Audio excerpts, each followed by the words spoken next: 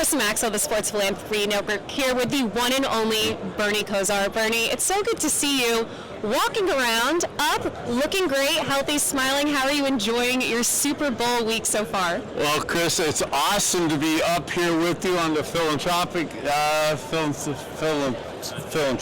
Network, okay, as I'm trying to learn to talk here today. And it is great to walk around and be alive as a guy who has had a obituary report on me 2 weeks ago. So as a guy who's coming through 60 surgeries, 80 broken bones, 100 concussions, 15 seizures, for them to have announced a couple weeks ago that I had passed, it's awesome to be here with you in the flesh. Bernie Kosar is actually AI, is what we're hearing. But no, it is incredible to actually see you alive and well. This is proof of life. But what you have gone through, the average person does not go through, as far as the amount of surgeries and the injuries that you have. But there are people out there who aren't professional athletes who can relate to your pain management and mental health. And how important has this journey of trying to figure out a healthy way to manage your pain and overcome these injuries been, and why are you here advocating for it on Radio Row? So thank you so much for articulating it like that.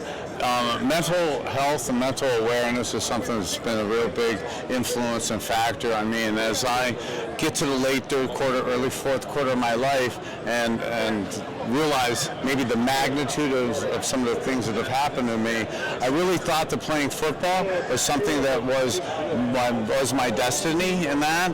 And people say, well, you got all those injuries and all the brain damage and cognitive decline, and you're wrestling with the anxiety and depression that goes along with this. Do you regret ever playing? And I'm like, no, I really don't. And I almost feel like it was a responsibility and a message to prepare me, to get me in this position as I get in again the late third quarter, early fourth quarter of my life, to kind of pass this message on to people, of healthy options that you could do to be cognitively present, to be able to be on air here.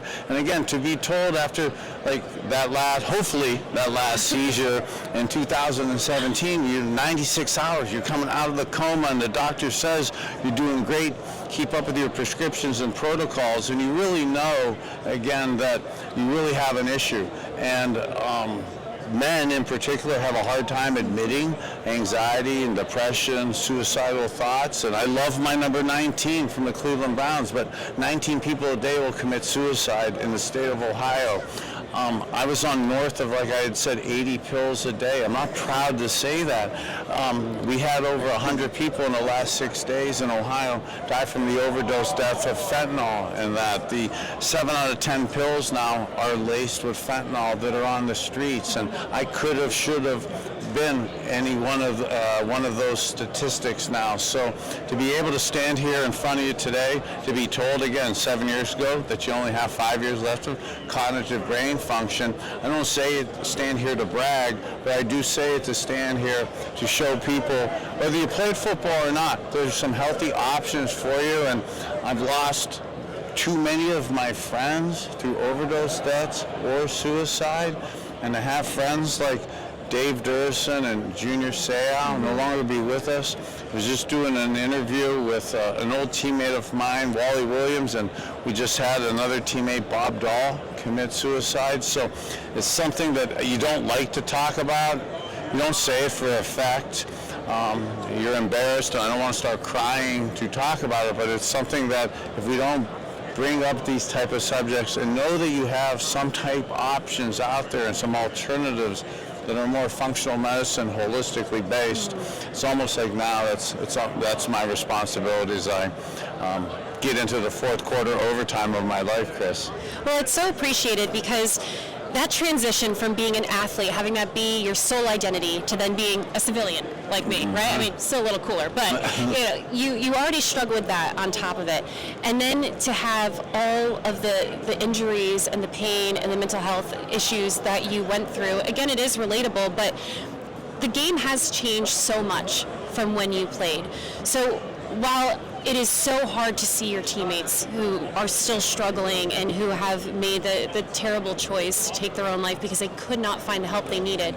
When you look at the game now and you see that concussions are at a historic low, down 17% from the year before, and you've got the Guardian Cap and all of these other initiatives that the NFL is implementing, does that give you hope that aside from looking at these more holistic approaches, that maybe the players coming out of the game, this next generation, are going to be put in a better position than you were?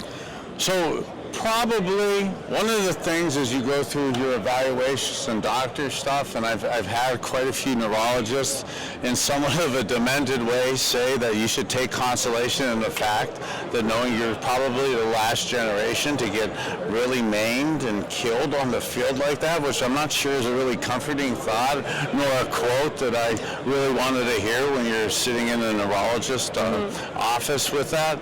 But the game does need to change, and hats off to the NFL and the league and the Players Association for trying to incorporate things into a violent game that make it less violent. And they've done a really nice job of doing that. For the younger kids out there, and for a guy who was a Mr. Mom and stuff with one son, I really was challenged with youth football and tackling and that. So I don't think you absolutely, as young parents out there, need to rush to get your kids in there I didn't start playing football until 7th and 8th grade, and I ended up having a nice career and stuff. So some of the hits, Bud Grant, the great NFL coach from the Minnesota Vikings, told me, he goes, Bernie, you only have so many throws and so many hits in your arm, and God doesn't know if you're getting hit on the street, in high school, college, or the pros. So if you get certain amount of hits,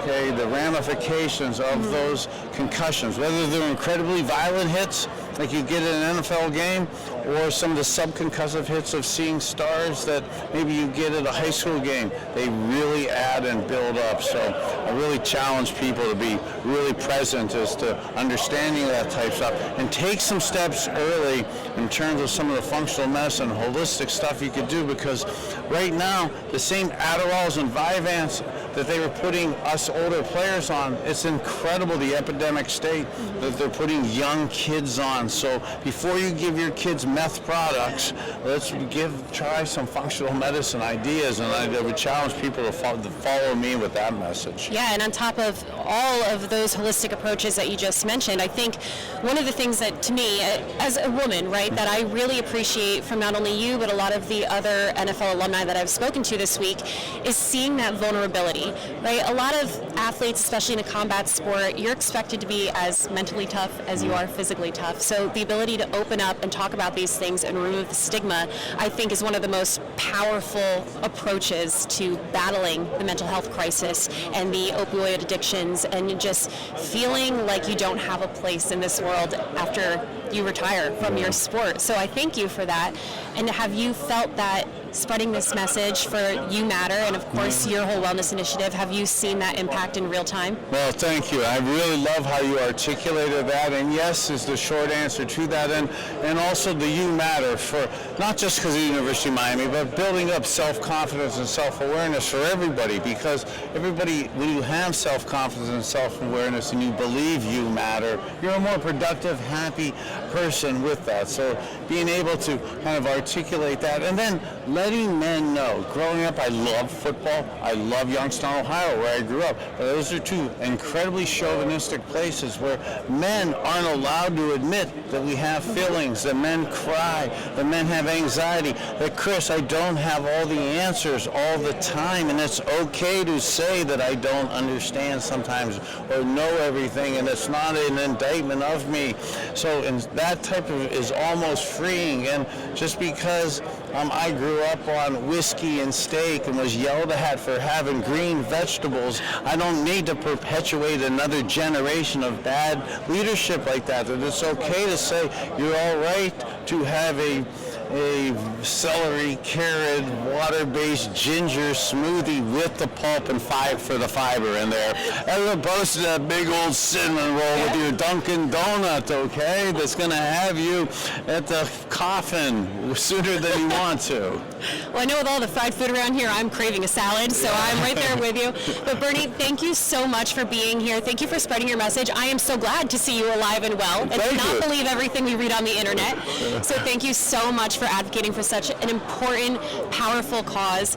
I appreciate you, and I hope you enjoy the rest of Super Bowl week. Thank you, Chris. You matter, and you made me think of Simple Minds, alive and kicking. Yeah. Thank you. Thanks, Bernie. Thank you.